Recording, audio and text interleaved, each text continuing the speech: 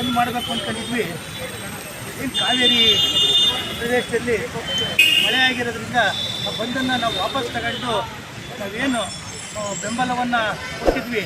ಇವತ್ತು ಕೆಲವು ಬೇಡಿಕೆಗಳಿದ್ವು ನಮ್ಮ ಏನು ಒಂದು ಕನ್ನಡದ 60 ನಾಮಫಲಕ ಇರಬೇಕು, ಅದರಲ್ಲೂ ಗಡಿನಾಡ ಕನ್ನಡ ಶಾಲೆಗಳಿಗೆ ಅನುದಾನವನ್ನು ಕೊಡೋಂಥದ್ದು, ರಾಷ್ಟ್ರೀಕೃತ ಬ್ಯಾಂಕ್ಗಳಲ್ಲಿ ಎಲ್ಲ ಕನ್ನಡಿಗರಿಗೆ ಉದ್ಯೋಗ ಕೊಡೋಂಥದ್ದು, ಮೇಕೆದಾಟು ಯೋಜನೆ ಆಗಲೇಬೇಕು ಅನ್ನೋದು, ನಮ್ಮ MES ಏನು ಪುಂಡಾಟಿಕೆಗೆ ಆಗ್ತಾಯಿದೆ ಇತ್ತೀಚಿನ ದಿನಗಳಲ್ಲಿ ಅವು ಬ್ಯಾನ್ ಮಾಡಲೇಬೇಕು ಅನ್ನೋದು, ಇವೆಲ್ಲ ನಮ್ಮ ಬೇಡಿಕೆಗಳು.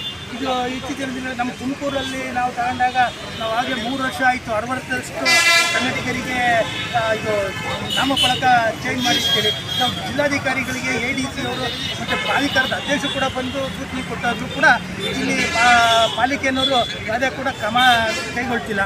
ಇದರಿಂದ ನಾವೇನು ಇವತ್ತು ಹೊಸ ನರಸಾಪುರದಲ್ಲಿರ್ಬೋದು, HAL ಇರ್ಬೋದು, ಇವೆಲ್ಲ ನಮ್ಮ ಭೂಮಿ ಕೊಟ್ಟು, ನಮ್ಮ ನೀರು ಕೊಟ್ಟು, ನಮ್ಮ ವಿದ್ಯುತ್ ಕೊಟ್ಟು, ನಮ್ಮ ಕನ್ನಡಿಗರಿಗೆ ಉದ್ಯೋಗ ಇಲ್ಲ ಅಂದರೆ ಬೇರೆಯವರು ಪರ ರಾಜ್ಯದವ್ರನ್ನ ಕರ್ಕೊಂಬಂದು ಇಲ್ಲಿ ಉದ್ಯೋಗ ಮಾಡಿಸೋಂಥದ್ದು ಏನಿದೆ. ಅದರಿಂದ ಇವತ್ತೆಲ್ಲರೂ ಕೂಡ ಅದನ್ನು ಒಂದು ಮನವಿಯನ್ನು ತಗೊಂಡು DC ಅವರು ಹೇಳಿದ್ದಾರೆ, ಎಲ್ಲನೂ ಕರೆಸಿ ನಾವೊಂದು ಸಭೆಯನ್ನು ಮಾಡಿ ಅದನ್ನು ತೀರ್ಮಾನ ತಗೊಂತೀವಿ ಅಂತ.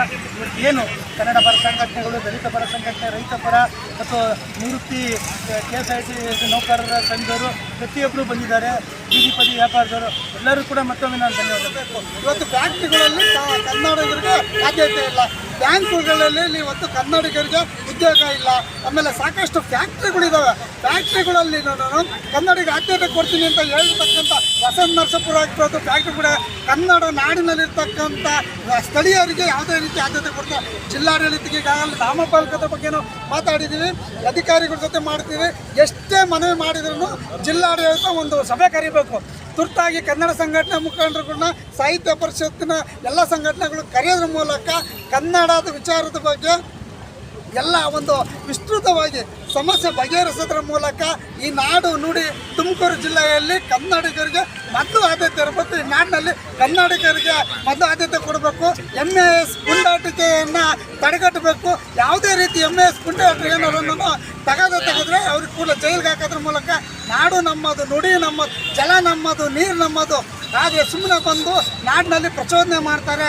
ಈ ರೀತಿ ಬಿಡಬೇಕಂತ ಕರ್ನಾಟಕ ರಾಜ್ಯದ ಮುಖ್ಯಮಂತ್ರಿಗಳು, ಗೃಹ ಮಂತ್ರಿಗಳು ಏನಿದ್ರೆ ಅವರ ತಕ್ಕ ಪಡಕ ಕ್ರಮ ತಗೊಳ್ಳೋದ್ರ ಮೂಲಕ ಅವರು ನಾಡು ನುಡಿ ಬಗ್ಗೆ ಹೆಚ್ಚು ಆಸಕ್ತಿ ವಹಿಸ್ಬೇಕಂತೇಳಿ ಈ ಸಂದರ್ಭದಲ್ಲಿ ನಾನು ಒತ್ತಾಯಿಸ್ತೇನೆ. ನಮ್ಮ ಕರ್ನಾಟಕದಲ್ಲಿ ಖಾಸಗಿ ಕಾರ್ಖಾನೆಗಳಿದ್ದಾವೋ ಅವರಿಗೆ ಕನ್ನಡಿಗರಿಗೆ 60ರಷ್ಟು ಉದ್ಯೋಗ ಕೊಡಬೇಕು. ಮತ್ತು ಕನ್ನಡ ಶಾಲೆಗಳಿಗೆ 30% ಮೀಸಲಾತಿ ಇಟ್ಟು ಏನು 1ನೇ ತರಗತಿಯಿಂದ 10ನೇ ತರಗತಿವರೆಗೂ ಓದ್ತಾರೋ ಅಂಥವ್ರಿಗೆ 30% ಮೀಸಲಿಟ್ಟರೆ ಕನ್ನಡ ಶಾಲೆಗಳು ಉಳಿತವೆ. ಜೊತೆಗೆ ಗಡಿನಾಡು ಶಾಲೆಗಳಿಗೆ 500 ಕೋಟಿ ಅನುದಾನ ಇಡಬೇಕು ಅಂತ ಹೇಳಿ ಮುಖ್ಯನ ನಾವು ನಮ್ಮ ಧನ್ಯಕುಮಾರಣ್ಣವ್ರ ನೇತೃತ್ವದಲ್ಲಿ ನಾವು ಒಂದು ಪ್ರತಿಭಟನೆ ಹಮ್ಮಿಕೊಂಡಿದ್ದೀವಿ.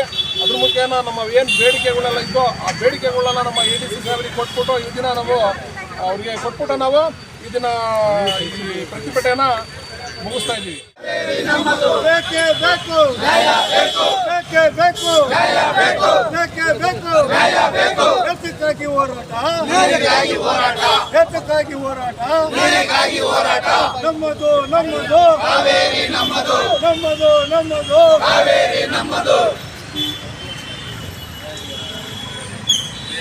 ರಾಷ್ಟ್ರೀಕೃತ ಬ್ಯಾಂಕ್ಗಳಲ್ಲಿ ರಾಷ್ಟ್ರೀಕೃತ ಬ್ಯಾಂಕ್ಗಳಲ್ಲಿ